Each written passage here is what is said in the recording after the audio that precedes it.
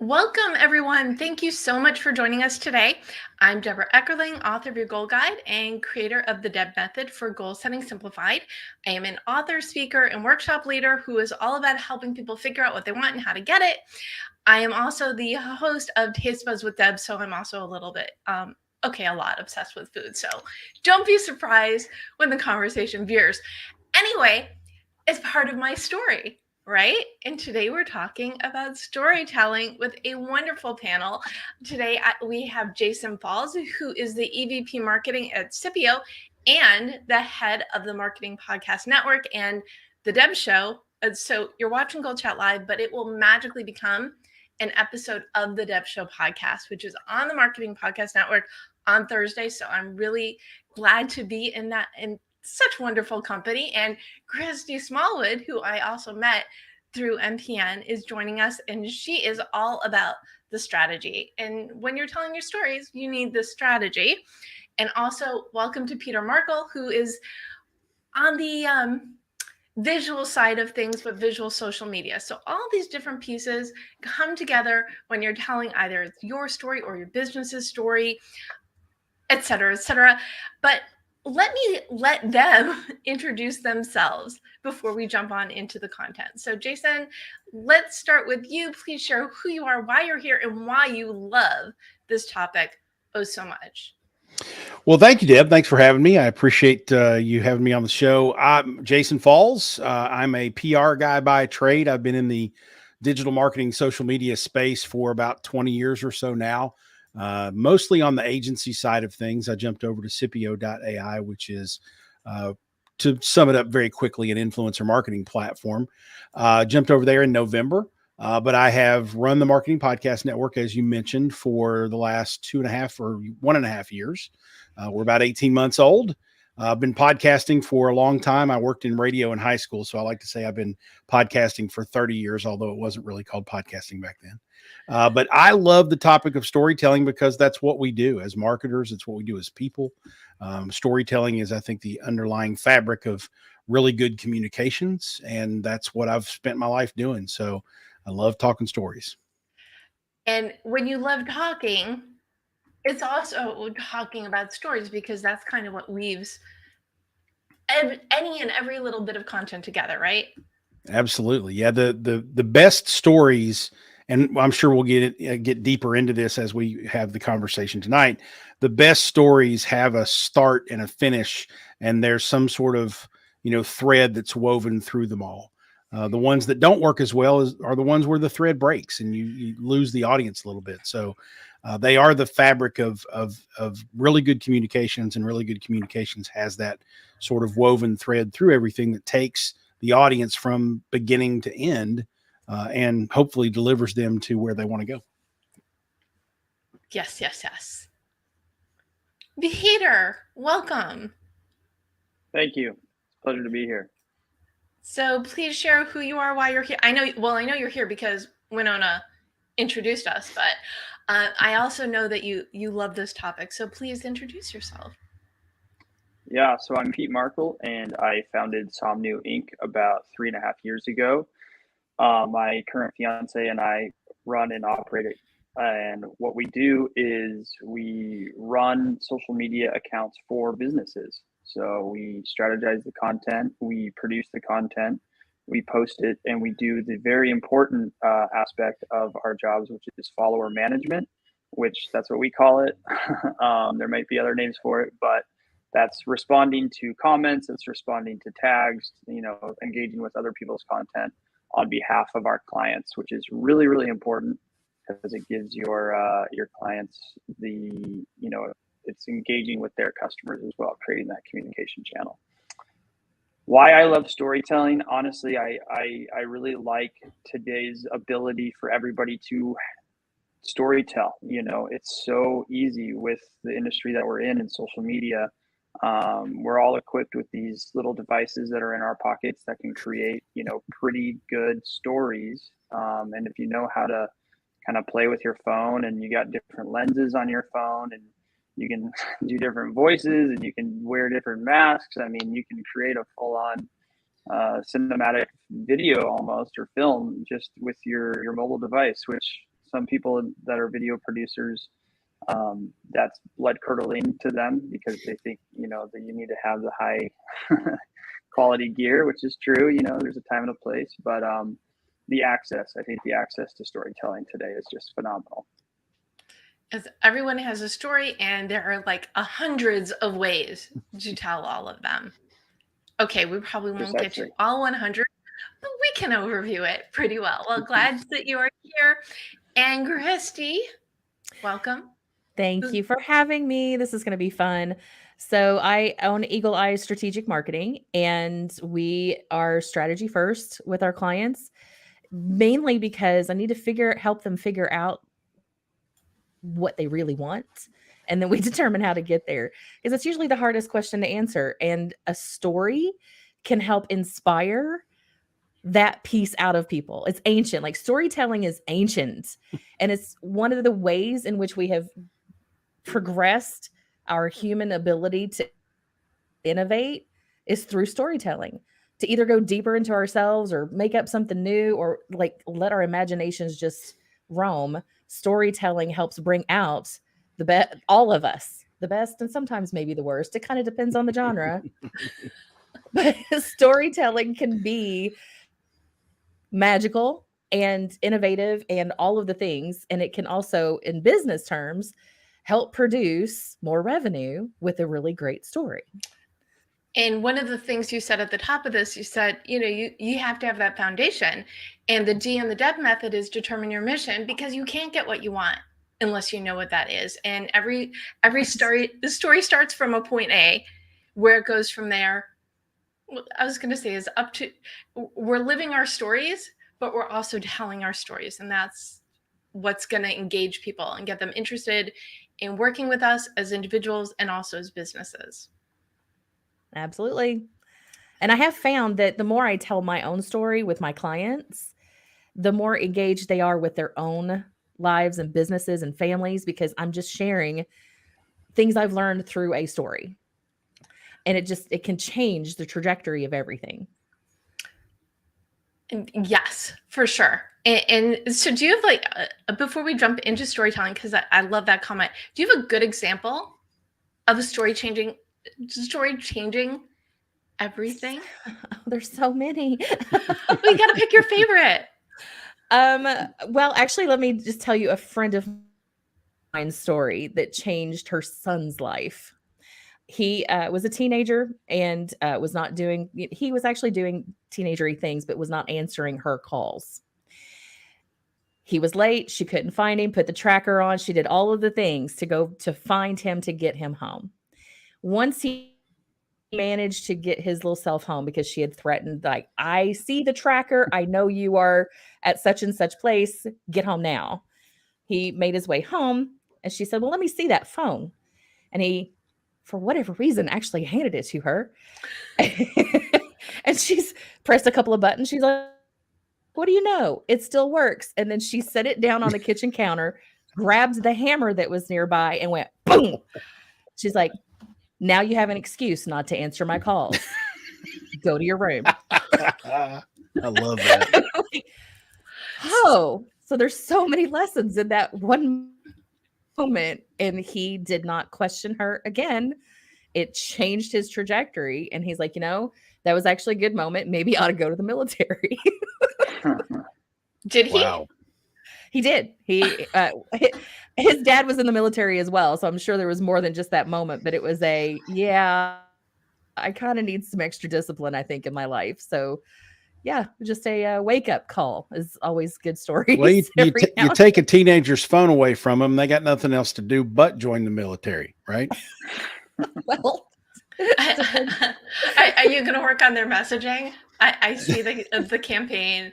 Do you have a life-changing story to share, Jason, either your own or someone else's? Oh my goodness. I'm sure I've got dozens of them. I think that from a business perspective, the one that pops into my mind the most is I was at a retreat with a client once upon a time, and it was the agency that I was working with at the time. A bunch of us met with the client, and we had this little business retreat in this cabin out in the woods. and there was probably 20 of us there. And I just kind of, was sitting there listening to one of the senior, the older gentlemen in the crowd. This was, 20 years ago. I think I'm the older gentleman in the crowd now, which is frightening. But nonetheless, he was sitting there and he was telling the original stories of how he got involved with the brand. And I just kind of sat there and watched and listened to him, talk about how he first started interacting with the company. He was a consultant at another company, and he was telling these very personal stories about going to dinner with the CEO and getting to know him and his family. And I realized, because everybody around the room was captivated in listening to this man's stories, and I realized what he was doing was he was taking his connection and his passion for the client, and he was sort of in an osmosis kind of way giving it to us. He was bringing us into his own stories about the brand so that we would feel that same sort of tight connection with the company. And from an agency perspective, it was absolutely brilliant, because what it did is it made everybody on the team love the brand that much more. Not just that we're sitting there spending time with them, getting to know them, but we're really getting to understand the core fabric of why our agency's involved with them, why that, our senior, leadership feels so passionate about the brand. And it rubbed off on everyone. I think we all walked away from that understanding more, not just about the campaign we were working on or the products we were trying to sell, but really the core nature of why we're all together sitting around this table. And so when that kind of thing happens, you see that those stories may seem superfluous or, kind of a rabbit hole or an aside, but there's a reason for them and there's meaning to them. And I went and asked him probably a couple months later, I said, hey, when you were telling those stories, was that just you waxing poetic or was that intentional? He said, it was very intentional. He said, absolutely. I told those stories at that time in that room with those people at that moment. And it was absolutely planned. And that was exactly why. Enthusiasm is contagious. I frequently say, when you love what you do, it shows. When you don't love what you do, it really, really shows. So why not love what you do? And I love this, because as an ambassador, this is how you get everybody on board. Good one. Love it. Peter, you knew this question's coming. What story of life-changing storytelling do you have to share? Yeah, so our company was introduced to a healthcare event, and it was a very special healthcare conference in that it was directed towards healthcare advocates. And basically, there was no other event to be that supported this very niche group of people in the healthcare system. And we were hired on to go and create the content for the event, make a little sizzle video at the end of the event, some live posting for social media and whatnot. But as you're sitting there creating content with your camera in your hands, you're hearing these stories of how the founders of the event, why they created it. And then you're talking to the attendees and they're saying, they're telling their stories of their experience, with the fallouts of the healthcare system, and how it's not doing enough to support patients and whatnot. And we've done the event 2 years in a row, and you go from the first year to the next year and you see the same people the second time, and their lives are literally changed. They're helping so many more people from the amount of information that they're getting from this event.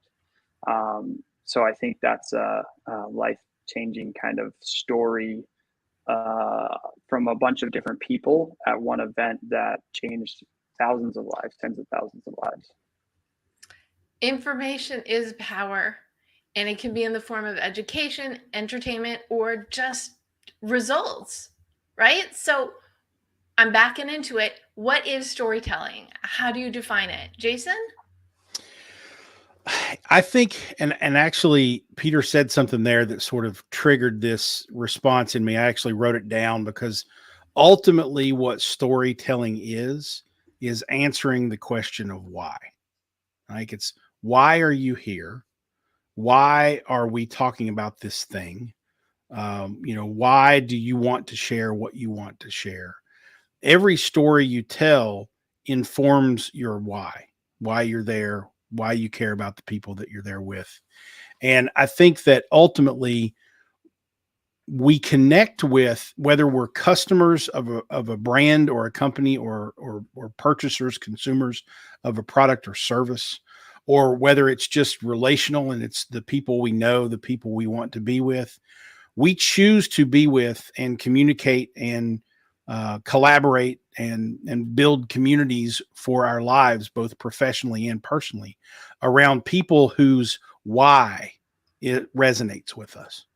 If I understand who you are and why you are the way you are in the world, then I'm going to pay a lot more attention to you. I'm going to feel more empathy toward you. I'm going to feel like you value me if our why aligns, and if the people that I know their why aligns with the people that I want to be around. And if they don't align, then I know, okay, well, your why is I know what it is now, and it's not what I want to be around. And so it helps us make our choices. So for me, storytelling is explaining your why. And that can be at a very granular level, but it can also be at a very meta level.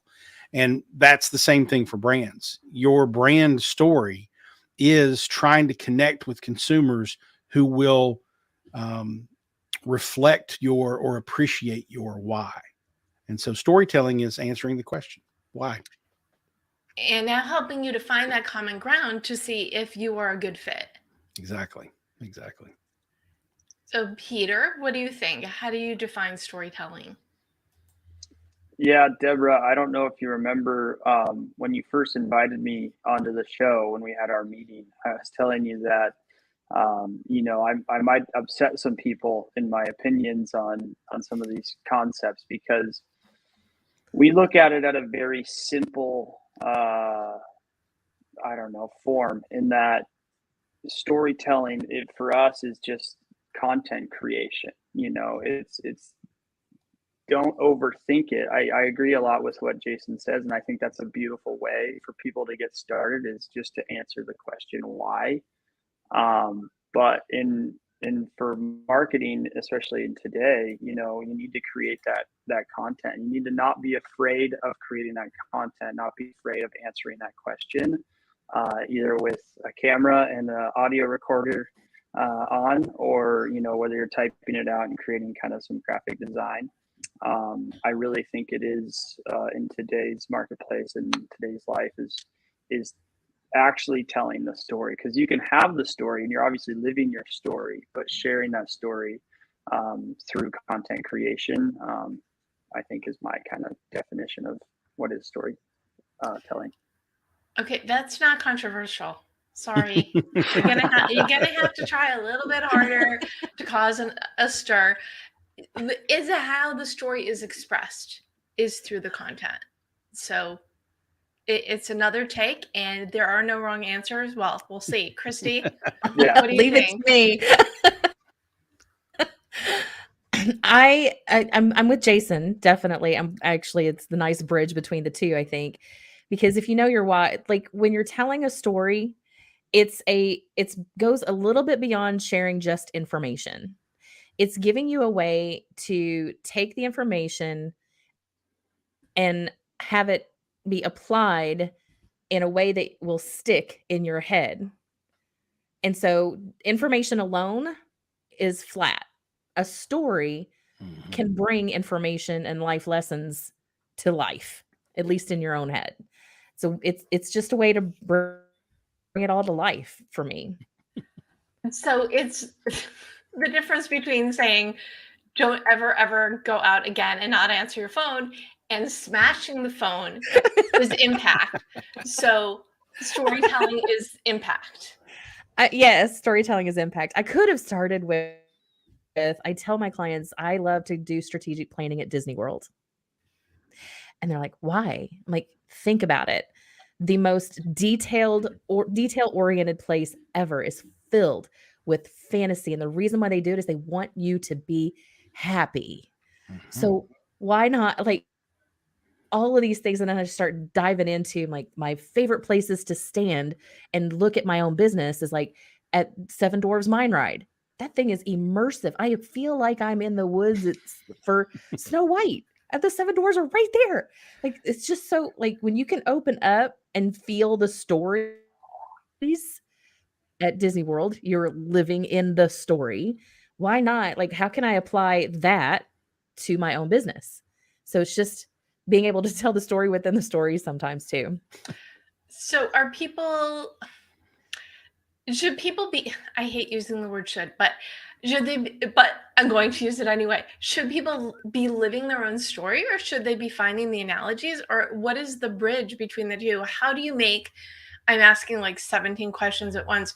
How do you make that story the one that people grab onto? The living your story, I think everybody does naturally when you're not paying attention. You're living a story every single day. Mhm. It's when you're able to stop and say, okay, how is this playing out? And it's thank you for asking the question, because that's kind of how I ended up writing my own book, was based on the hero's journey. So Joseph Campbell had a hero's journey template. I just simplified it a little bit because 12 stages is too much for me to go through. So I went down to 5. And it's just seeing that my life can be its own adventure, but what stage am I in? Because I need to know things. I need it to make sense. And if my own life can make sense to me, then I could turn around and help other people have their life make sense to them. And now I've been able to apply this whole template. It's not that different than Story Brand. Like, it's the same adventure and the White Knight strategy that Darren Hardy does. Like, there's so many things about heroic adventure. How can I apply it to me and my business? There's a template for that.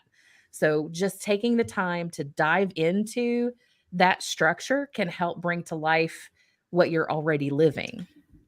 So you're looking at the how you're, because we are the main character of our own story, but looking at, let's say your life were a movie, what are the 3 acts? Am I close? Yeah. So in superhero movies, there's always like, this is my language, sorry. So superhero movies, there's always that beginning, like they're getting called out to something greater, like called out for the adventure itself. Then they go on the quest. And during this quest, there's so many things that happen. Like, you find the mentor, think Spider-Man, with great power comes great responsibility. Then there's the team ups, the sidekicks, all of this, and you discover what you're made of in the quest. But you also figure out who the villain is, what you're really fighting. And then you have the battle period where you're going to get your butt kicked over and over again until you figure it out. And then you have defining moments. And these defining moments become really the crux of the story. When you can get to a defining moment, and this is where everything changed. And then you celebrate and go on to continuing adventures. Like, it all happens over again in different areas. So yeah, if you had how did the movie start? The middle of it is discovering what you're made of. And then towards the end is that defining moment and going on to something greater. Now, I just put in the chat, and this will go into the show notes. So if you go to the debmethod.com/blog, you'll get the recap and the links and some of these wonderful gems from today. But a few years ago, I interviewed Chris Vogler, who wrote a book called The Writer's Journey. And it's same based on Joseph Campbell. So for those who want to dive even deeper into story structure, that is definitely a conversation that you want to dive into as well. But when we look at our lives as like big picture, as the hero, as going on an adventure and working towards that goal, there's my favorite word, that's part of, this is why we do what we do, right? We're here for a purpose, to help, and also to succeed. Yep. I would, while we're talking about the story writing and the sort of the movie plot lines and things like that, I think this is a really good time to sort of interject that one of the sort of storytelling methods that I love, and I think this video has been passed around, so a lot of people in the marketing world have seen it, but I'm a huge fan of Trey Parker and Matt Stone, the creators of South Park and the Book of Mormon and so on, and basketball and so on and so forth. And there's a video out there somewhere of them sort of surprising a college, I think, screenwriting class, and talking about how they write episodes South Park, and the methodology that they use is the therefore but then method. And so what they say is, when you introduce sort of the premise of the story, that's the opening scene, the opening line. Here's the situation, right? In movies, it's often called the inciting incident. It's like, what are we starting from? And so from that point until the end of the show, or the end of the script, or the end of the story, or the end of your marketing campaign, if you want to put it in those contexts, then you should always say, okay, here's the inciting incident, and therefore this happened, and therefore this happened. And every point along that storyline happened as a result of what happened before it. Because again, as we talked about earlier, you're weaving this story along a path. And if you say anything but therefore, but you can also say, but then, so this happened, therefore that happened, therefore that happened, but then this happened. That's the point of conflict, right? You have an obstacle or a piece of conflict that comes into the story, and that conflict causes something else. Therefore this happened, therefore that happened, therefore this, but then this other thing happened, right? And so everything has a connecting point. Too often times we get caught in the mistake of saying this happened, and then this happened, and then that happened, and then this happened. And those are not connected, because this happened and that happened. They can happen independently of one another, right? That's not storytelling. That's, sort of illusion, an incident, a sequence. It's a laundry list. Yeah, it's a laundry list. And so to weave the story in, and this is what, obviously good screenwriters and good authors do, but it's also what good marketers do with their storytelling through campaigns and whatnot, is they use that therefore but then formula until they get to sort of the resolution of, and to put it in to put it in a more marketing context, you say, here's the problem that people in your industry are having. And therefore you have this problem too. And therefore that's hard to sell things, or therefore it's hard to keep customers happy. But then you learn that this, and therefore you did this, and therefore you did that, but that didn't, but then that didn't work either. Well, and therefore you're looking to solve this problem, and here's a solution for you. You come to a conclusion at the end of your advertisement or your campaign. And so that's what kind of takes that screenwriting formula and puts it into marketing context. It sounds messy when you're not using a solid example, and I don't have one off the top of my head. But if you sit down and intentionally weave that story and say therefore but then you get to a good point where you can work from. Okay, and then the but then comes from the solution. Yes. Right. So in my land of goal setting simplified, this person doesn't like their job, and then this happened also at their job, and then this happened at their life. But then they discovered if they went and started from scratch with the foundation for their goals, and then they could start building their personal goals and then their professional goals, and then they lived happily ever after. Yeah, I would just tighten that up and edit it a little bit to say, but then they went through the Deb method and learned how to tighten their goals, and therefore they don't have the problem anymore, and therefore they accomplish things, they're happier, etc. See, when all else fails, we get to use me as an example. But it's really for any business or personal brand. So whether you're an expert or you're a company, you're selling, whether the solution is you, a service or product, everybody has problems. You have solutions, and you can use a story to share ways that your solution can solve those problems. Yes. Did you want to chime in, Peter? Yeah, I really like that. Therefore, but then it was reminding me of something that we tell our clients all the time. And that is the 80-20 rule, which is relevant in so many industries, but in social media management, marketing, it's 80% give, 20% ask.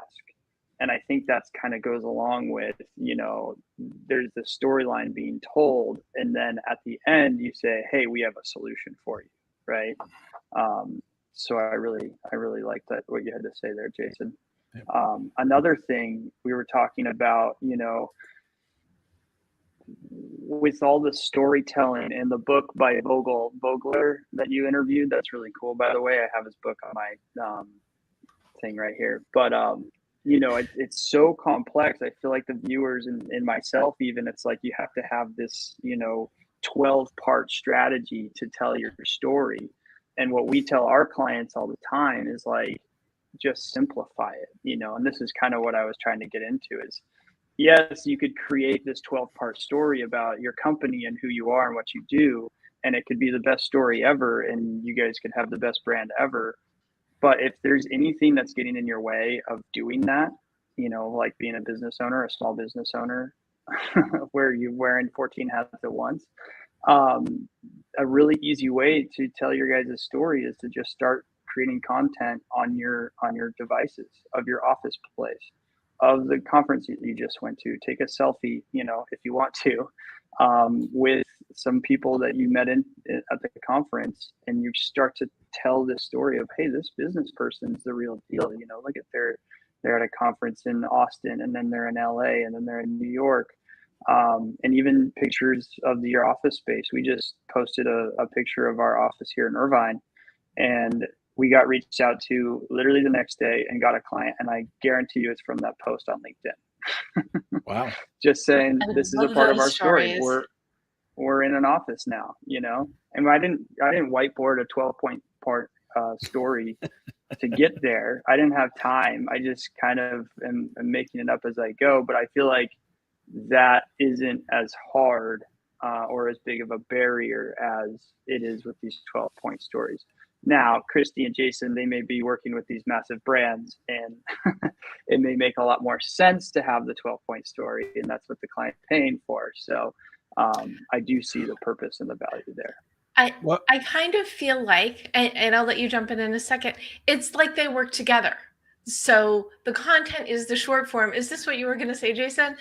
Sort of, yeah, go ahead. But then you also have first of all, you need your backstory for your own personal why, whatever drives you, because that's what's going to fuel your business anyway. But what you share, they can be snippets, or they can be longer, more drawn out, and then you could decide which pieces of that you need to share. Jason, go. Yeah, it's exactly right, because the longer drawn out 12-point story or whatever it is, it needs to be there for your business. And that's the bigger message that you're continually reinforcing with all the little things. But remember too, that we live in an attention deficit disorder society, right? We're thumb scrolling on these social networks, and we've got too many channels and too many messages popping at us. So very few people are actually going to sit down and consume your 12-point story, right? It's those, quick snapshot of your office. It's the quick, throwing up a short form video that says, hey, I just, got off a client call, and the client said this, and that reminded me to remind you that when you're doing this thing in your business, this will work better, right? It's sharing those sort of, seemingly non-strategic moments. They're more tactical things that happen through your day. They're more, sharing a little bit of your personality and showing a little bit of the camaraderie and the culture around your office and things like that. All those little things are little pictures, little snapshots, little Polaroids into that bigger story. So they absolutely work hand in hand. You're just reinforcing that bigger story in small snippets of content over time. Right. And one thing that we do internally and with our clients is we create what we call content pillars. And I think that's what those larger things are. So as long as those littler snippets fall under the larger umbrellas, then I think you're exactly right. It's kind of telling the larger story through smaller snippets. And one of the things that I've also found in the bridging these two things together is character consistency. So knowing your characters of your team, you as the business owner, who you are talking to, are characters of the story. I liken it to like fandoms don't really cross over. So you're not going to see Harry Potter on Star Trek. You got certain things that just aren't like stay in the lane of what your personality and your brand is. And that's why the pillars come in handy whenever you're creating those snapshots for content. And then the overarching strategy of who you are, what you're about, what your goals are, and what you're trying to accomplish. That is important to keep the consistency within all of the smaller bites. Now, if your brand was mashups, then it would be totally fine if characters came out of nowhere. But that's going to be more exception than rule. Yes. We also have Pamela Barroways watching us live saying stories are fabulous ways to illustrate the solution your product / service has to offer. Absolutely. And they can be, you need to know your big picture. You need to know your characters. You need to know that consistency behind it. So everything is coming from the similar place. And then those snippets, whether it's your own content or you're gathering user-generated content, whatever it is, those pieces that you share on social kind of, I don't want to say reels people in because that feels a little bit like sketch, but reels people in and gets them interested in learning more about your story, your brand. Jason's laughing. You have something to say about this, I am sure. I thought it's funny the way you put it, because the trick to the beginning of any story is the hook, right? And so you're talking about reeling people in. I mean, they're all fishing analogies, yes, but it doesn't have to be sketchy. It doesn't have to be, a shill. It doesn't have to be a subversive tactic. It's just, if you are an audience member anywhere, whether you're reading a book or listening to a speaker or watching a television show or listening to a podcast or whatever, or you're, happening by content in your stream, the thing that makes you stop and pay attention is the thing that arouses your curiosity. It's the hook, right? And so every story starts with a hook, or at least every interaction with a story starts with a hook. There's something about that picture, that video, what that person said or what they wrote that makes the audience member stop and say, okay, I want to read more. And the brands and agencies and marketers that are succeeding more in this, crazy, almost dystopian content heavy world we live in these days are the ones who are creating content with great hooks. The ones that make you stop and look, the ones that grab your attention right away. Those are the ones that pull us in, the ones that make us pay attention. And it might be that we anticipate there's a punchline coming and this is going to be funny. Or we go, you know what, I get a lot of really good information out of this brand. I'm going to, there's not a real strong hook here, but I know something's coming because they're consistent with how they deliver their content and they deliver the information that they're delivering to me. But the hook is the thing that pulls people in. So I don't think reeling folks in, I don't think that analogy is bad. I think it's actually natural part of how we pay attention to stories. Mm-hmm. We have another comment from the live. I want to just give a shout out and hello to Charlene Burke, who Christy just gave a little heart to. Love her storytelling on the stage. Thank you so much for tuning in live. And if you are watching live or the replay, please share your thoughts on the story or share your story, because isn't that what we're all here for, is to connect, learn more so we can elevate each other and share their stories. And you were saying something, Jason, Peter.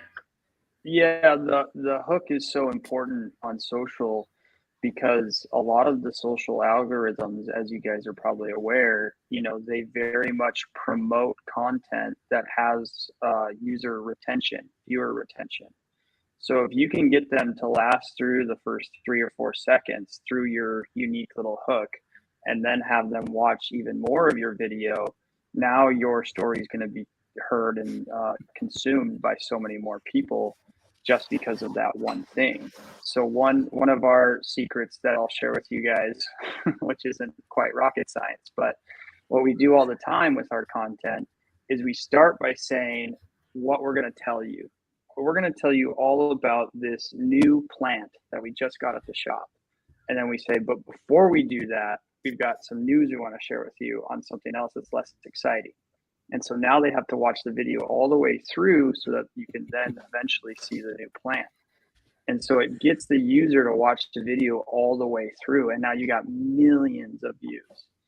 And so that's one strategy of telling your story on social media that it's kind of like a scientific equation or a mathematics equation. If you put those pieces together, we then don't it do works. math here. Yeah, what are maths? But if there's other ways to do it as well, like Jason was saying, if you have some kind of aesthetic thing that pulls you in, or if there's trust in that brand, you already have kind of a following built out because you're a industry leader or you're a thought leader, then yes, people are going to listen. But if you're a smaller business and you're trying to make your mark, you're trying to get that exposure, you do kind of have to start playing around and seeing what you can do to get people to watch your videos or look at your content or engage with it a little bit longer, a little bit more. Well, and that's why, Peter, and Peter, this, but I wanted to make sure everybody else did. That's why when you're thumb scrolling TikTok, about every third video will say, wait till the end, watch till the end, right? They're giving you that little sticker, that little font that makes you go, oh, something's coming, right? And most of the time it wasn't that great. No, and most of the time it sucks and you're mad that you stayed till the end. You got tricked. Yeah, you look at how many likes they have and it's 20,000. So everybody else is getting tricked too. Why aren't they unliking it when they figure out that they were duped? That's what I want to know. Okay, let's talk a little bit more. So Christy, Jason, do you have a secret that's not a secret for hooking people? Christy? I see the wheels turning. You're like, which should I tell? So one of my core values is truth. And in 2015, like before video was really a thing, like you had to do video to be out there, I practiced so I knew what my face would look like as I was doing videos. So I created this 2 Cent Tuesday. I pick a topic, I give you my 2 cents about it. And I was very truthful and very, forthcoming about my opinion about things. And what I found was that resonated with certain people and did not with others.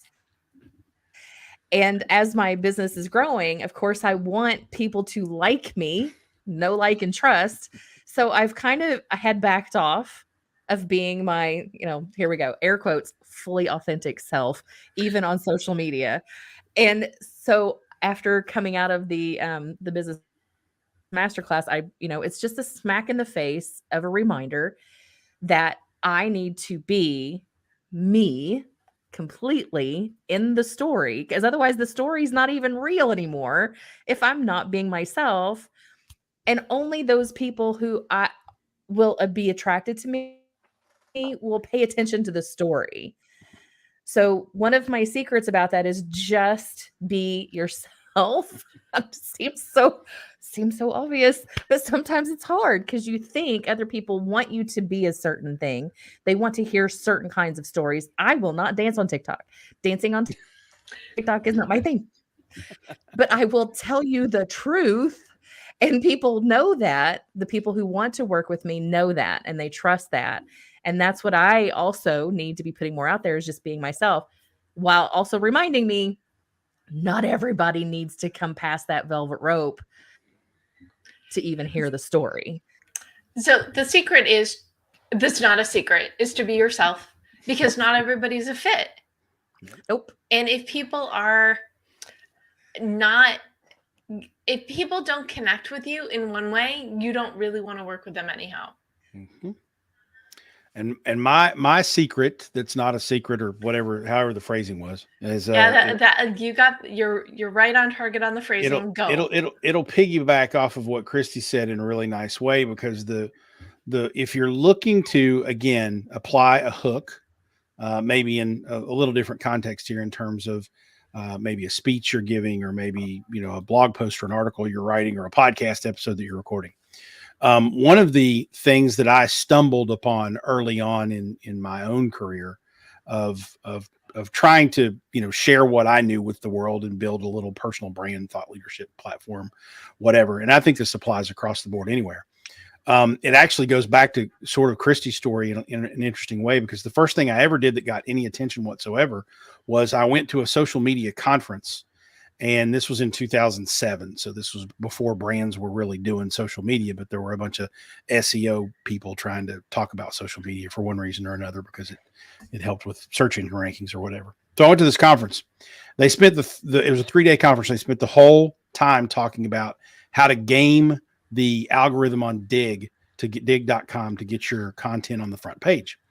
And I was more of a purist in the social media sense of, this isn't about gaming algorithms. This is about connecting with customers and making relationships happen and things like that. And so I came back, and on my little puny little blog, I wrote this blog post that basically, called them out, called all the people out who were talking about social media, meaning gaming the dig algorithm. And of course, because I'm a little bit of a contrarian a-hole sometimes, I linked to all the people and called them out and tagged them and all that good stuff. Well, my blog growth went right. So I learned very early on, stir stuff up, but don't be afraid to take a stand. Don't be afraid to say something that's going to, poke the fires a little bit, because that might be the hook that you need to get in front of more people, to get your point out there, to tell that story that you need to tell. Certainly I would never advocate, continuing to be contrarian, continuing to be, rude or anything like that. But at the time I was just like, I was upset about it. And I called these people out, and they came to my blog and they commented, and I said, well, look, I'm just calling it like I see it, man. That's what you guys did. I spent 3 days watching you guys talk about gaming and algorithm, and that doesn't have anything to do with social media. In fact, it's kind of black hat, and I think I wasted my money. But that was the first thing that got me in front of more people. And so I started doing that. My blog posts on Social Media Explorer back in the day when I had that. And now my podcasts, when I come on, I try to say something up front early on that stirs people up to go, whoa, I got to stick around and listen to this, or I got to keep reading because there's something in here that I need to see what the meat is to this story. Now, the onus then, unlike the people on TikTok who say stay till the end and disappoint you, the onus is on you to deliver on that promise that there's something, to see at the bottom of the page or deep into the podcast. But don't be afraid to stand out and stand up, because a lot of times that's the hook you need to get more people to pay attention to what you're doing. Certainly. And Go ahead, Christy. Oh, don't fight about who gets to talk first. One of the things about piggybacking off of all of this, therefore, but then I'm like, honestly, Jason, earlier I was just thinking of the movie Hangover. So like that is a great example of what you just said.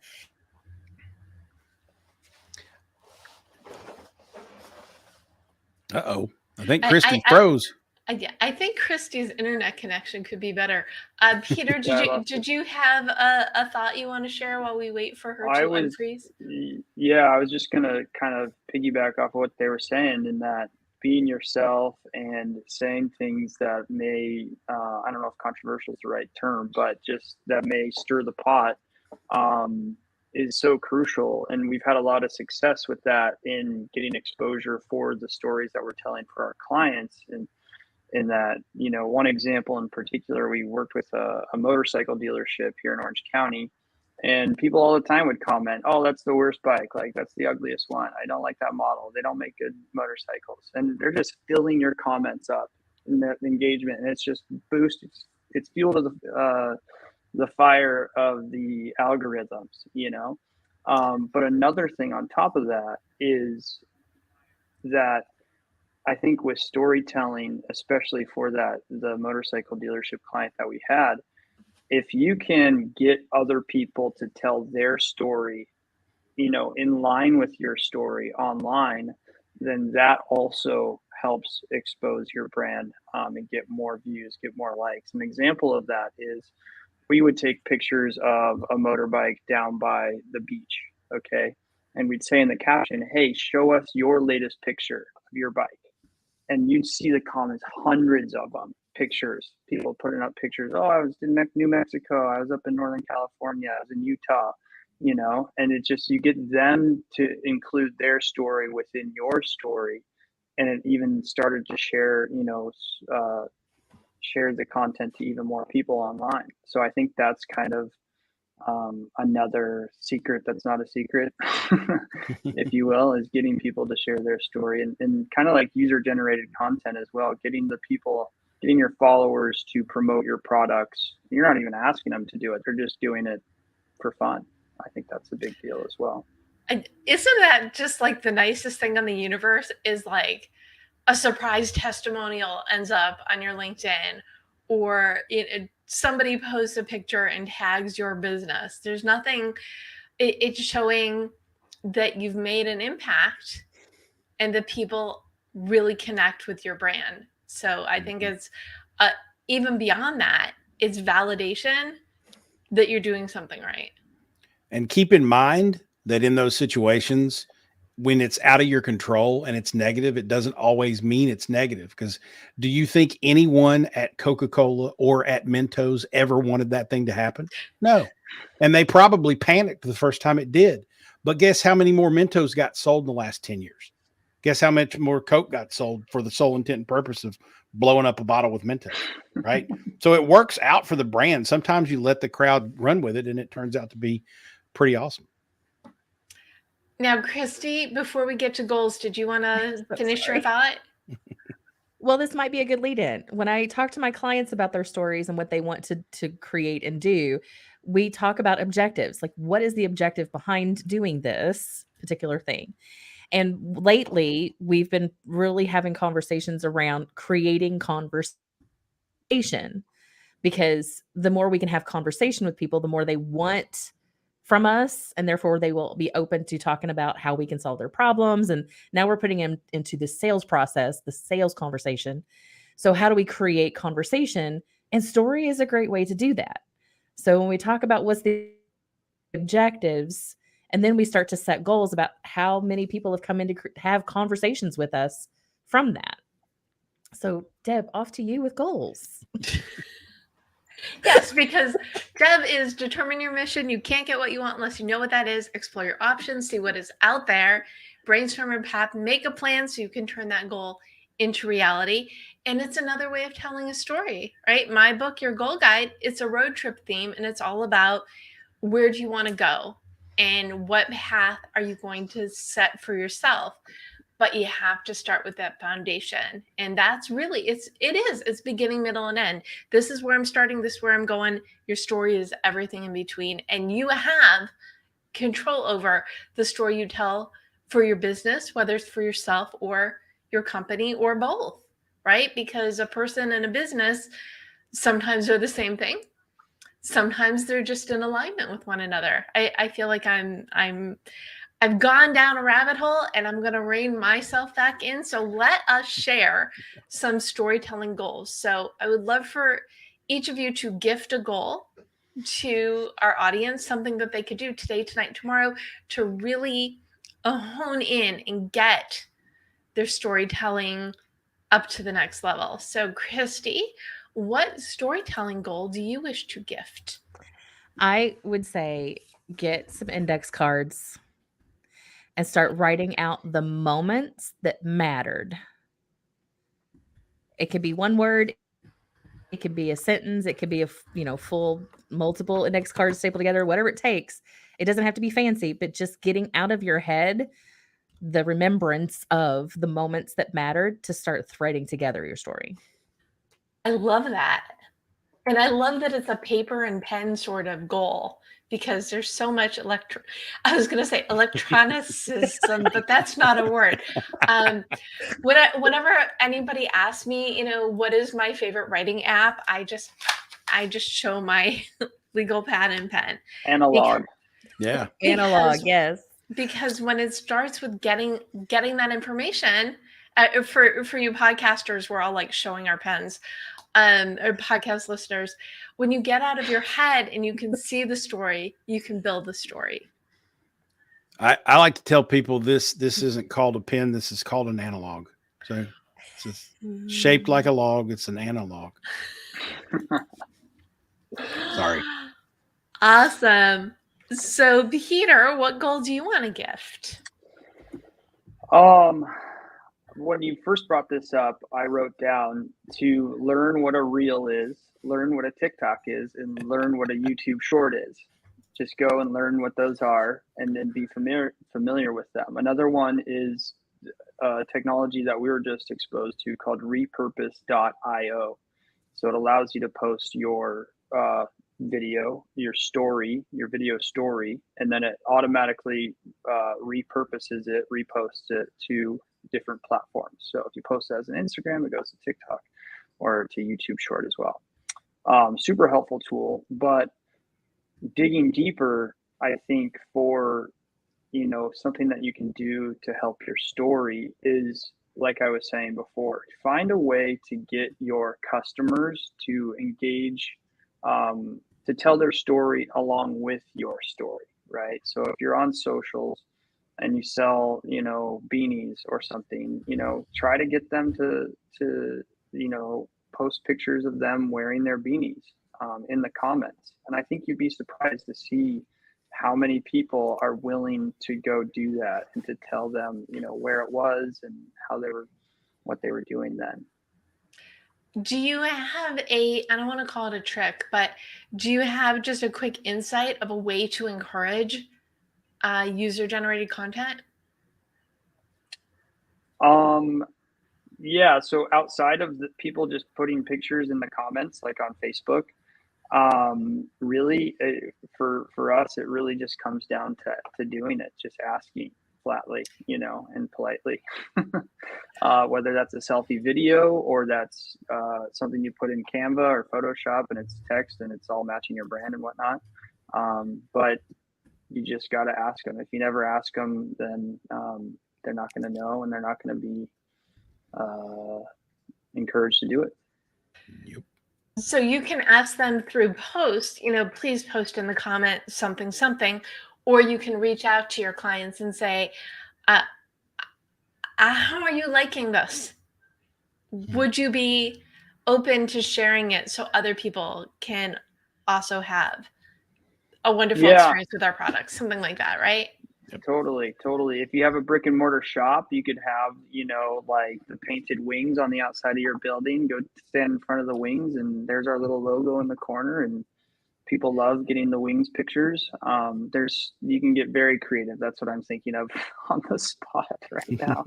But there's plenty of ways to get people to engage and to ask them. Whether it's in the email footer that you have, or it's in the footer of your email marketing that you send out, or if it's maybe a highlight on your Instagram channel, it's just, users of our products, and you highlight them. And really another good way too that I've found is saying thank you to everyone who does do it, right? So if someone tags you or your company in the story, don't just ignore that. Respond, like it, double tap on it, put the heart on it, and say, hey, thank you for sharing. And that really builds that engagement. And so that user now knows, oh, there's another person on the other side of this Instagram account, right? Maybe I'll do it again. So I think those are some tips. That's really that positive reinforcement. When someone tags you in a story or a post, what does it take to say thank you or put the little heart? Nothing. And they're going to be so happy. Ooh, that business. I think people forget businesses are people. And when a business responds to a person sharing their content, it's like they feel seen and they want to feel seen again. So I think these are really, really great tips. I love the idea, if you've got a brick and mortar, do have like a selfie spot in your business. Make it a big deal so people want to come there and take a photo and tag you. Jason, your turn. What goal do you want to share? I'm ready. Are you? I've got a 2-for-1 deal here for you. And it actually ties back to what we were just talking about with Peter. So the whiteboard, and it actually ties back to Christy too, because Christy was talking note cards. I like whiteboards, right? And so on this whiteboard, right in this space, right in here, I erased it today because I probably the client would have gotten mad at me. But I had basically an email sequence a storyline mapped out from an email sequence for CIPIO. And ironically enough, what we were just talking about, one of the things that CIPIO does, and that email sequence was about this weekend that I was working on, is I was mapping out a storyline to help people understand that CIPIO you can actually proactively go to your customers, your fans, your followers, the people that you're connected to as a business online, and actually ask them to create user-generated content for you, and do it in a way that you can kind of control it. Like, give them a creative brief, give them a task, and say, hey, we would love to partner with you. We've identified you as someone who creates content online. We know you're a customer. We know you're a follower. We'd love for you to create content with us. And so you can sort of brief them on it. And I was, writing out the, email 1, email 2, and writing down the purpose of that email in the story. The tip, though, in doing that, so one tip would be map out your story and map that out in that storyline and those threads on a whiteboard. But the real tip here is, I started with why. Why do they care? Why does the audience care that they can go out and do a creative brief, if you will, for user-generated content from their customers, their fans, and followers? And there's kind of a two-part why answer to that question. Number one, user-generated content performs better across the board. Email marketing open rates and click-through rates and conversion rates are better with UGC. Website engagement rates and click-through rates are better with UGC. Social media content is higher engagement rates with UGC. Advertisements perform better if the creative in them is UGC. So the why is your marketing is going to perform better. That's what they care about, right? And so that is what I started with. That's the why. So that was sort of the conclusion to what normally brands will start out talking about their product and their service. Me. Here's why you care. You, right? You at the very end, right? After you've lost them because they don't care about you, you've lost them, and then you talk about them. So my tip to you is figure out the why and flip it. Start out with why. Hey, do you want to increase the effectiveness of your digital marketing? Well, here's how you can do it. User-generated content performs better here, performs better there, performs better there, right? And then so you take them through that narrative of weaving that message through. And then at the very end of it, you say, well, the way that you do that is by reaching out to your customers, your fans and followers who create more authentic content than anybody else for your brand, and actually proactively ask them and engage them to create that content with you. And so it's not just about mapping out the story, it's having the why and then making that the reason that that's the hook. You're getting their attention of, do you want to do this? Because they do. Well, then you can lead them down the path to understanding that your product or service is the solution for that. So it's not just for the purpose of, just because you said lots and lots of things that are a little bit mushed together in a good way. We're good with that. But so are you looking at this? Are you mapping out the storyline for people who want to get people to partner with them? Or it's really, you want to map out the storyline for whatever your ask is? I'm mapping out the storyline for the brand marketer who wants to increase their digital marketing performance. Right. A lot of brand marketers still need to be convinced that user-generated content is worth investing in, and that user-generated content is more than just searching for people who have already posted things online and asking them permission to use it. UGC can also be a very creative, proactive, creative process. You can brief your customers and fans and followers that when you map your community and you know which ones are content creators and you know which ones are influential, then you can say, hey, you like us, we like you, we like your content.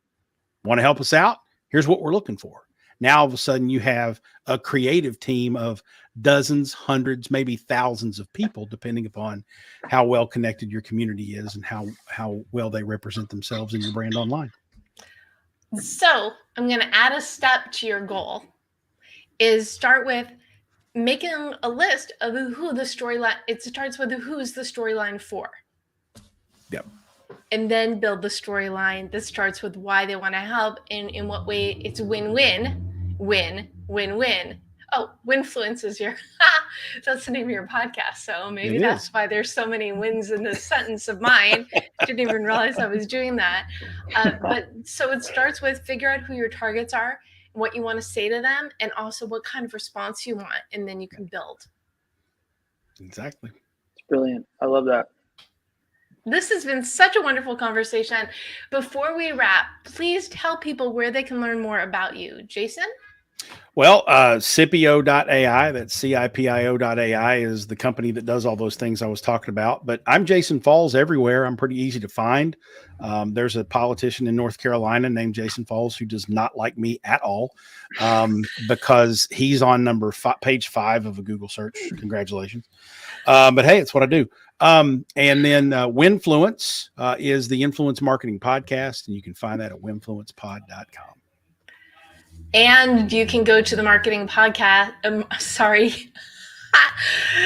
You can go to marketingpodcast.net to learn more about Jason's show, Christy's show, and my show, and all the other shows on the Marketing Podcast Network. And I'm going out of order. Christy, where can people learn more about you? The easiest place is to start with my speaker site. So it's simple, ChristySmallwood.com. Love and it. It takes you to all the other places. Yes, good, consistent branding. Love it. And Peter, where can people learn more about you? I am a millennial. You'll find me on Somnu Inc. on Instagram. We are very active in our direct messages. I encourage you, if you have any questions about content creation, mobile content creation, send us a DM. We will respond within the day. If not there, then LinkedIn, Somnu Inc. on LinkedIn as well, and you'll find us on there as well. Great. And as I mentioned before, if you go to thedebmethod.com/blog, you will get the highlights, the links, the goals, and also the LinkedIn links for everybody within this conversation, because you can't reach your goals on your own. You need your peeps. So now we can be each other's peeps. Before we wrap, what final thought do you have? Do you want to leave people with, Peter?